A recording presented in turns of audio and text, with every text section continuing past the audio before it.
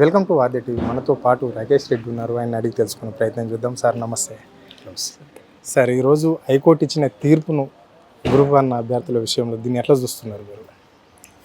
Group 1 విషయంలో high court ఇచ్చినటువంటి తీర్పును బీఆర్ఎస్ పార్టీ సంపూర్ణంగా స్వాగతిస్తున్నది. ఈ తీర్పు ఈ రాష్ట్ర ప్రభుత్వానికి, ముఖ్యంగా రేవంత్ రెడ్డి గారికి ఒక చెంపపెట్టు లాంటిది. ఎందుకంటే గ్రూప్ 1 ప్రక్రియ మొదలైనప్పటి నుండి కూడా ఈ గ్రూప్ 1లో ఏదో గందరగోళం జరుగుతుంది, ఏదో గోల్మాల్ జరుగుతుంది. ఇందులో అనేక అవకతవకలకు స్కోప్ ఇచ్చే విధంగా ప్రభుత్వం వ్యవహరిస్తున్నదని చెప్పి విద్యార్థులు, నిరుద్యోగులు ఆరోపణ చేసినా కూడా ప్రభుత్వం ఏమాత్రం పట్టించుకోలేదు. కనీస స్పందన లేదు. నాలాంటి వాడు ఉన్న వాస్తవాలన్నీ కూడా బయటపెట్టి ప్రజల మధ్యలో చర్చ పెట్టేటువంటి ఒక ప్రయత్నం చేసినప్పుడు నాకు నోటీస్ ఇవ్వడం జరిగింది. పరువు నష్టం నోటీస్ ఇచ్చాను. ఎందుకు? వాస్తవాలు బయటకు పోతే మీ పరువు పోయిందని మీరు ఫీల్ అయినారు. మరి అలాంటిది ఈరోజు స్వయంగా హైకోర్టే మీ వ్యవహారంలో తప్పు ఉంది కాబట్టి దీన్ని మీరు రీవాల్యుయేషన్కైనా తీసుకెళ్లాలా, లేదా రీఎగ్జామినేషన్ అయినా కండక్ట్ చేయాలని తీర్పునిస్తే మీరు ఉన్న పరువు పోయింది కదా. ఇప్పుడు ఎవరికి నోటీస్ ఇస్తావు? ఎవరికి నోటీస్ ఇస్తావు? అంగట్ల సరుకుల్లాగా, అంగట్ల కూరగాయల్లాగా పోస్టులు మొత్తం అమ్ముకున్నారు మీరు అని మీంగా అని చెప్పేది నిరుద్యోగులు చెప్తున్నారు. దాన్ని ఈరోజు కోర్టు సమర్థించిందని మనం భావించాలి. కాబట్టి రేవంత్ రెడ్డి గారు, రాష్ట్ర మంత్రివర్యులందరూ కూడా క్షమాపణ చెప్పాలి, ముక్కు నేలకు రాయాలి. ఎందుకంటే group 1 examination is a very prestigious examination. దేశ చరిత్రలో పబ్లిక్ సర్వీస్ ఎగ్జామినేషన్స్లో ఎక్కడ కూడా మెయిన్స్కో హాల్ టికెట్, ప్రిలిమ్స్కో హాల్ టికెట్ ఇవ్వలేదు ఇప్పటివరకు. కానీ మొట్టమొదటిసారి మెయిన్స్కో హాల్ టికెట్, ప్రిలిమ్స్కో హాల్ టికెట్ ఇచ్చాను. దానివల్ల ఏమైంది? 21,075 మంది పరీక్ష రాస్తే 21,085 మందికి వీళ్ళు ఫలితాలు ఇచ్చాను. ఎట్లా సాధ్యమవుతుంది చెప్పండి? 100 మంది పరీక్ష రాస్తే 102 మందికి మీరు ఫలితాలు ఇస్తున్నారు అంటే ఏం జరిగిందో మాకు అర్థం కానట్టుండి. అమాయకులం మేమన్నా? తెలంగాణ ప్రజలు అంత అమాయకులు ఏం కాదు కదా, విద్యార్థులు అంత అమాయకులు ఏం కాదు కదా. కాబట్టి ఇవన్నీ కూడా ఒక్కొక్కటిగా బయటకు వస్తూ ఉన్నాయి. కేవలం ఇది కాదండి, ఎన్ని అవకతవకలు. పక్క కూర్చున్న వాళ్ళకి 1 మార్కులు వస్తాయి, వెనక కూర్చున్న వాళ్ళకి 1 మార్కులు వస్తాయి. కొన్ని సెంటర్లోనే రిజల్ట్ వస్తుంది.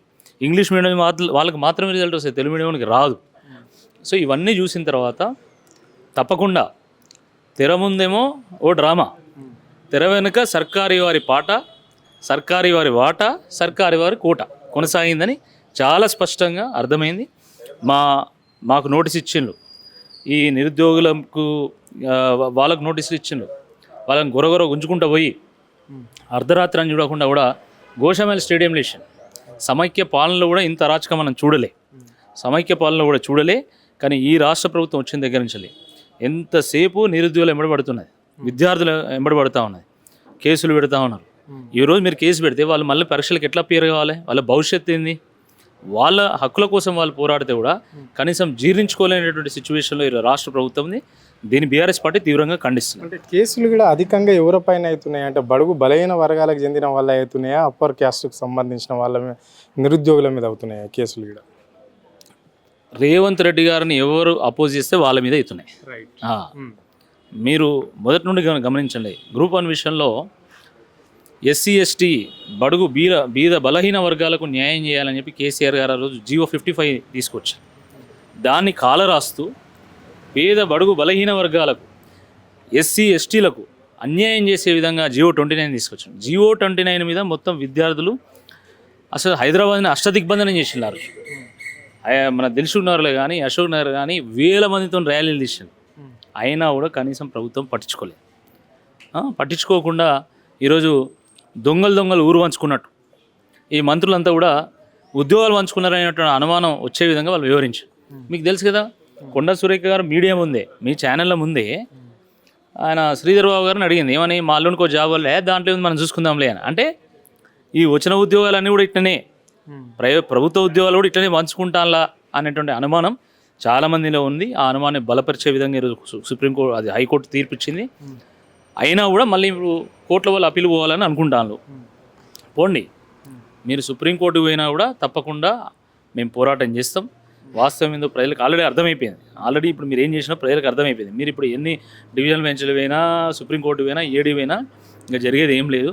తల దించుకోవాలి రేవంత్ రెడ్డి గారు. ఒక పరీక్షను చక్కగా నిర్వహించలేని ఆయన రాష్ట్రాన్ని ఏం పరిపాలిస్తాడండి? నాకు అర్థంగా. ఒక గ్రూప్ 1 పరీక్షను చక్కగా నిర్వహించలేకపోతున్నాడు. అలాంటి వాళ్ళు ఏం పరిపాలిస్తారు? మీరు మహిళలకు మాత్రమే మీరు సెంటర్లు ఎట్లా పెట్టిండ్రు, పురుషులను అలౌ చేయారంటే పురుషులు పోయి మహిళా వాష్రూమ్లలో కెమెరాలు పెడతారని వ్యాఖ్యానించి ఎంత అన్యాయం ఇది?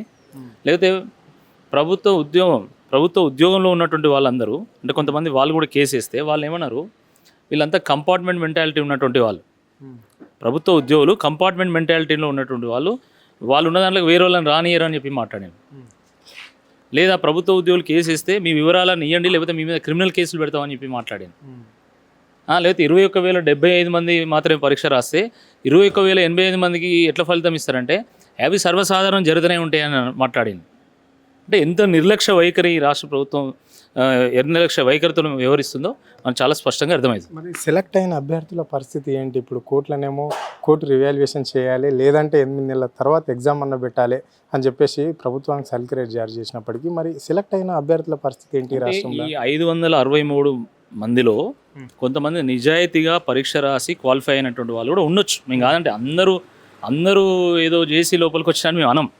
నిజాయితీగా పరీక్ష రాసే వాళ్ళు కూడా ఉంటారు.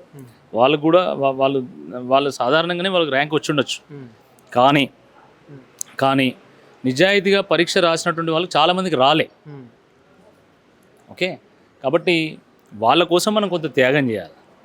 మీరు నిజంగా నిజాయితీగా పరీక్ష రాసినటువంటి వాళ్ళు మళ్ళీ రాసిన వాళ్ళకి వస్తుంది. మనకు సహజ న్యాయ సూత్రం ఉంటుంది కదా, 100 మంది దోషులకు శిక్ష పడకపోయినా ఏం కాదు, కానీ ఒక్క నిర్దోషి శిక్ష పడ్డా కూడా అది అన్యాయం అవుతుంది అని చెప్పి మనం చదువుకుంటుంటాం, మనం వింటూ ఉంటాం. అలాంటప్పుడు ఇక్కడ నిజాయితీగా పరీక్ష రాసినటువంటి ఒక్క విద్యార్థికి కూడా అన్యాయం జరగకూడదు అనేటువంటి ఒక స్ఫూర్తితోనే ఈ తీర్పు ఇచ్చిందన్నట్టుగా మనం భావించాలి. ఇది పరిస్థితి. అంటే ఇప్పుడు హైకోర్టు ఇచ్చిన తీర్పును పూర్తిగా మేము బీఆర్ఎస్ పార్టీ తరఫున స్వాగతిస్తున్నామని చెప్పేసి కూడా రాకేష్ రెడ్డి స్పష్టంగా చెప్పడం అనేది జరిగింది. కొంతమంది ఈ తీర్పుకు అనుకూలంగానే ఉండాలి, అంటే ఎవరైతే క్వాలిఫై అయిన అభ్యర్థులు ఉంటారో వాళ్ళకి కూడా నష్టం జరిగినప్పటికీ కూడా వాళ్ళు ఎప్పటికైనా చదివేటోళ్ళే కాబట్టి మళ్ళీ ఎగ్జామ్ పెట్టినా కానీ మళ్ళీ వాళ్ళు క్వాలిఫై స్టూడెంట్సే కాబట్టి హదారిగా పడద్దు అని చెప్పేసి కూడా ఆయన సూచనలు చేయడం అనేది జరిగింది. కానీ ఇప్పటి వరకు కాంగ్రెస్ పార్టీ అధికారంలోకి వచ్చిన నుంచి మొత్తం గ్రూప్ 1 గ్రూప్ 2 ఏ ఎగ్జామ్ పెట్టినా కానీ వాళ్ళకు అనుకూలమైన వాళ్ళకు మాత్రమే వాళ్ళు ఎంతో కొంత డబ్బులు తీసుకొని వాళ్ళకు అమ్ముకున్నారు ఈ ఉద్యోగాలు అని చెప్పేసి కూడా ఆయన స్పష్టంగా చెప్పడం అనేది అయితే జరిగింది. కెమెరా పర్సన్ రఘుతో అరుణ్ ఆద్య టీవీ హైదరాబాద్.